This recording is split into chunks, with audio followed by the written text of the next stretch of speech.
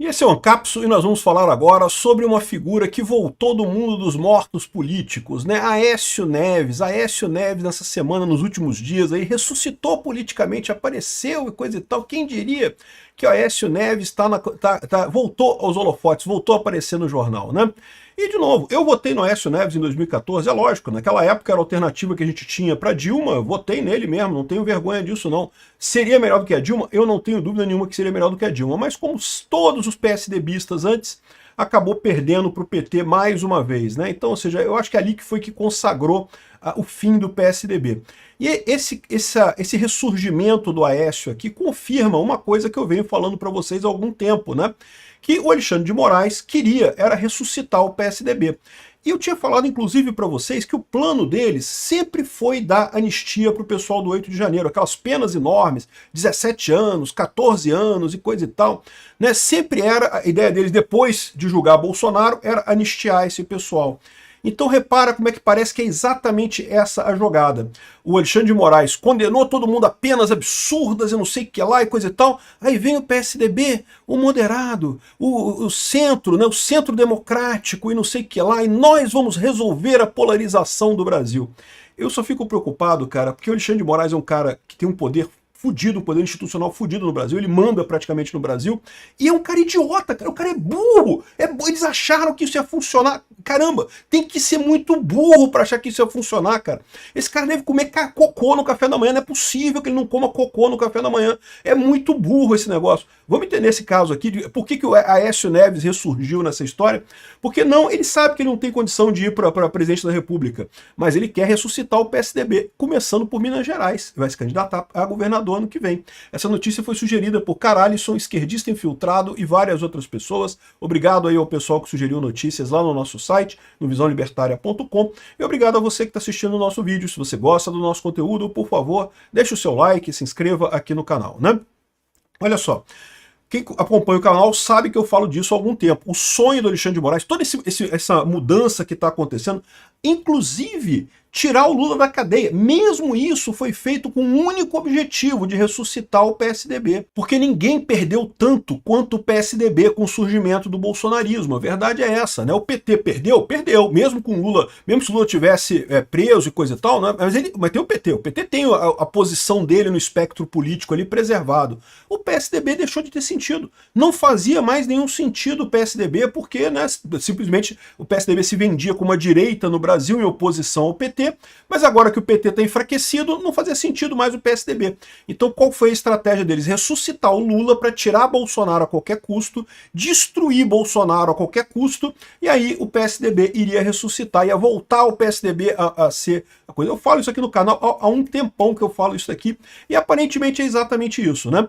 E agora, eu falei também sobre essa questão do pessoal do 8 de janeiro, né? Pessoas humildes que foram lá na manifestação do 8 de janeiro. Foi errado aquela manifestação? Foi. Tinha gente ali que queria golpe de Estado? Tinha gente ali que queria golpe de Estado. Mas é um absurdo uma pena de 14 anos, 17 anos para esse pessoal. Isso é pena, cara, assaltante, criminoso, traficante de droga não pega pena desse tamanho. Como é que pode uma pessoa que foi lá e rabiscou uma estátua pegar uma pena desse tamanho? Isso não tem lógica. Agora, eu errei num aspecto nisso daqui. Eu achei que quem ia fazer o papel de pacificação depois seria a esquerda. Que o Alexandre de Moraes, depois que terminasse o julgamento, que condenasse o Bolsonaro, né, como eu falei para vocês, né, a ideia de condenar essas pessoas a penas muito altas era justamente para quando chegasse a vez do Bolsonaro, ele ter uma pena absurdamente alta, né, 200 milhões de anos de prisão. E foi mais ou menos o que aconteceu, 27 anos de cadeia para o Bolsonaro, na idade dele, é praticamente prisão perpétua, né? E no final das contas, isso era um dos objetivos, e o outro objetivo era ajudar a pacificação. Por quê?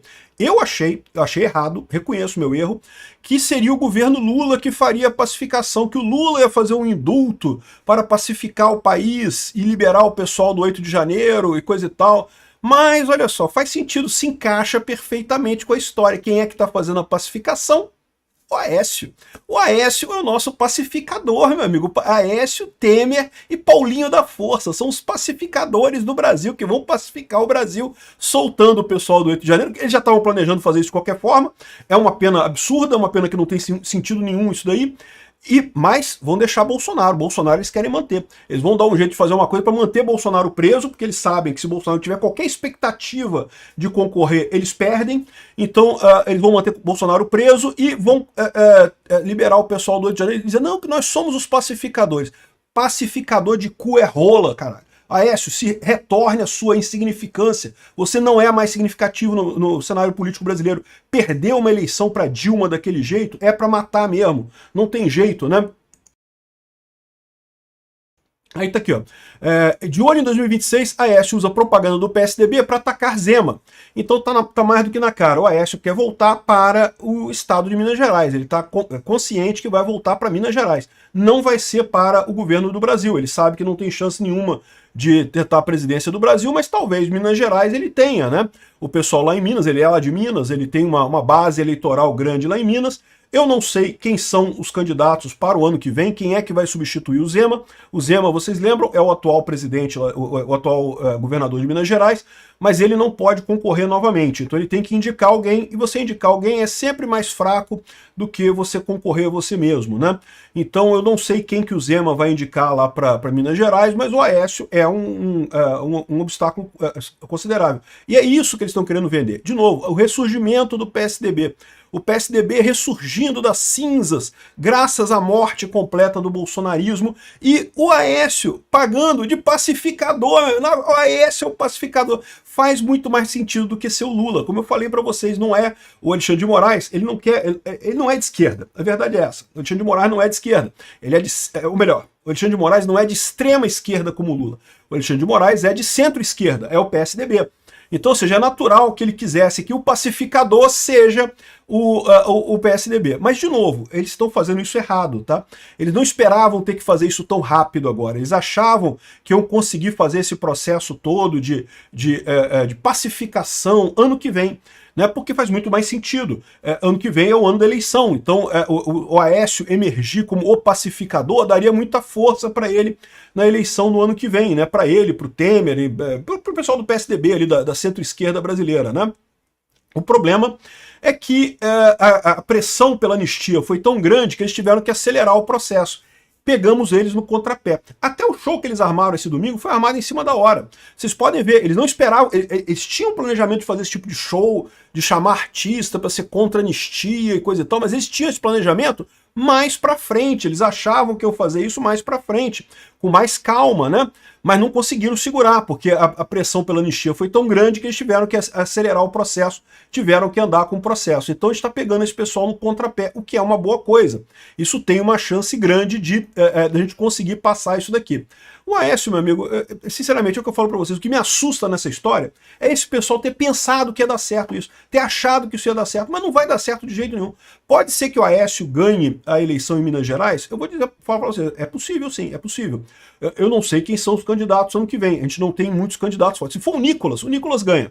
Mas se for outro candidato, eu não sei quem é que o Bolsonaro está planejando para governador ano que vem, a coisa pode ficar mais complicada, né? E o Aécio tem uma base grande lá em Minas Gerais, lembra?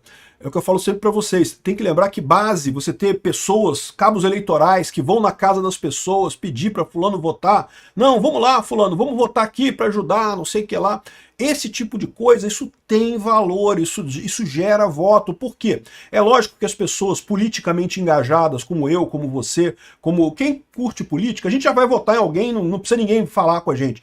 Mas entre o pessoal entre a grande maioria do povo brasileiro, tem um monte de gente que não tá nem aí pra política, que tá preocupado com Big Brother, com não sei o que lá, com futebol, com outras coisas, com fofoca da vizinha, não sei o que lá e coisa e tal. E aí, se não tiver alguém pra ir na casa dessa pessoa, não, fulano, vamos lá votar, vamos lá, eu te levo pra você votar, é importante votar, não sei o que lá. Se não tiver alguém pra fazer isso, a pessoa não vai votar.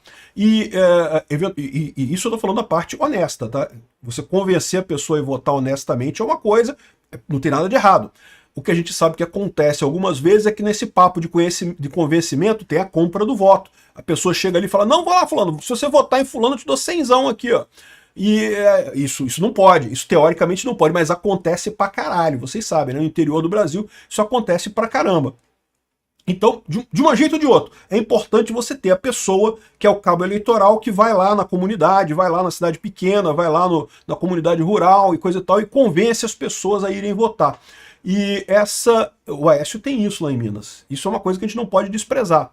Então, essa jogada, embora seja uma jogada atrapalhada, uma jogada que eu acho terrível, eu não sei se vai ser totalmente sem resultado, não, tá? Existe o risco disso dar resultado, sim. Bom, aqui, ó. Agora, a coisa também não está tão simples assim, não. Como eu falei para vocês, esse processo deles foi acelerado, eles não esperavam fazer isso tão rápido. E aí o pessoal está falando aqui ó, que o novo acordo nacional nasce sobre risco, né? Porque nem a esquerda nem a direita gostou disso, né? O centro democrático, a terceira via, e vai salvar todo mundo, o Aécio, o pacificador, e não sei o que lá. E agora, peraí, mas consultando com o Supremo, ou seja, tudo armado. Tá mais do que na cara que era o esquemão que eles falavam. O Alexandre de Moraes tinha esse plano desde o início. Ele quer destruir Bolsonaro para reviver o PSDB. Para o PSDB poder dizer, tá vendo? Bolsonaro e Lula é a mesma coisa. Os dois são condenados, os dois extremistas. Extremistas. Vota em mim que eu sou calminho, que eu sou prudente e sofisticado. Né? E é isso. A prudência e a sofisticação do PSDB que vão ganhar. Esse pessoal, cara, esse pessoal é muito burro, bicho. Esse pessoal, eu não sei onde é que esse pessoal vive, cara. Em que bolha que esse pessoal vive, né? Enfim, no final das contas, estão dizendo aqui que prevê a troca da anistia por redução de penas dos condenados pelo evento do dia 8 de janeiro. E, de novo, eu já falei para vocês, se a redução de penas for redução de penas significativa, do tipo, o pessoal do dia 8, todo mundo já está livre, e Bolsonaro cair de 27 anos para 2 anos de cadeia, beleza, acho que está resolvido o problema. Para mim está atendendo sem problemas. Agora, isso seria contra o interesse do pessoal do PSDB. De novo, o que eu acho que o PSDB, qual que era o planejamento deles? É liberar o pessoal todo do 8 de janeiro. O pessoal do 8 de janeiro todo vai ser liberado e coisa e tal. Provavelmente muita gente lá da acusação, mas o governo Bolsonaro não. O pessoal do que eles chamam lá do núcleo do golpe só foi colocado ali, só usaram o 8 de janeiro para condenar essas pessoas e eles não vão ser liberados. Eu acho que é isso que vai acontecer nessa proposta do Paulinho da Força. Se for isso, não vai adiantar nada. O que eu espero que aconteça é que a oposição vai lançar um substitutivo alternativo e pedir para votar o alternativo. E pronto, vai ser isso que vai ser a alternativa.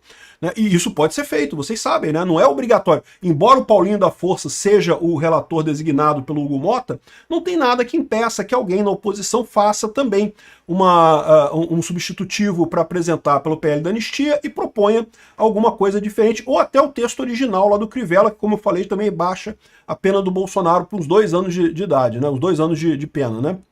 O que, de novo, não é o ideal, mas ele já pegaria o sursi, já pegaria liberdade condicional muito rápido. Esse ano ainda ele já estaria livre desse problema todo, né? Continuaria, porém, inelegível.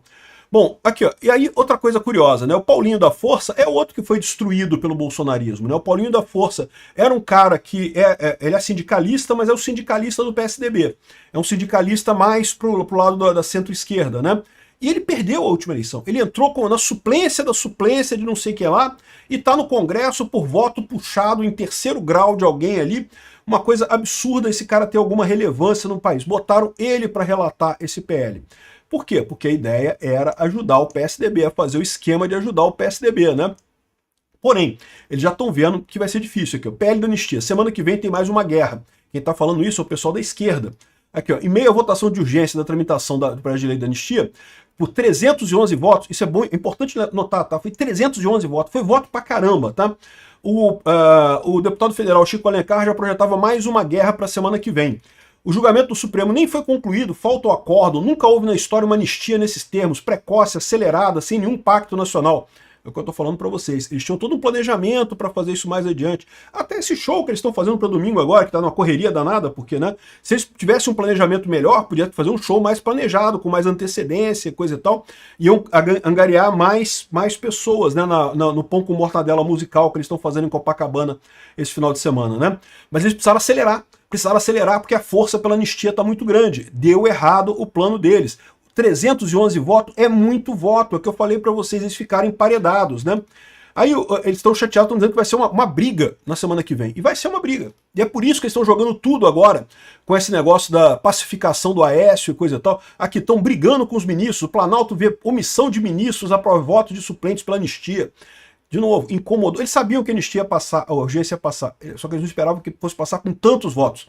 Isso é o que preocupou o governo, né?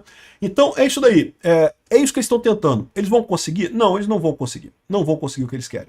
Eles estão achando que vão, mas não vão. E a prova disso é que eles já estão perdendo o controle agora com o PL da anistia. E nós vamos garantir que eles vão perder esse controle mesmo e vão acabar aprovando uma anistia muito mais ampla e mais do que isso, direcionando o Bolsonaro à reabilitação total e a voltar à política muito em breve. Mais uma vez, qual que é o erro deles? Eles encararem o bolsonarismo como um movimento político igual ao deles, que é ordenado de cima para baixo, que eles controlam as pessoas, controlam os artistas e coisa e tal, e fazem a política acontecer. O bolsonarismo não é assim, o bolsonarismo é de baixo para cima. Essas soluções deles nunca vão funcionar.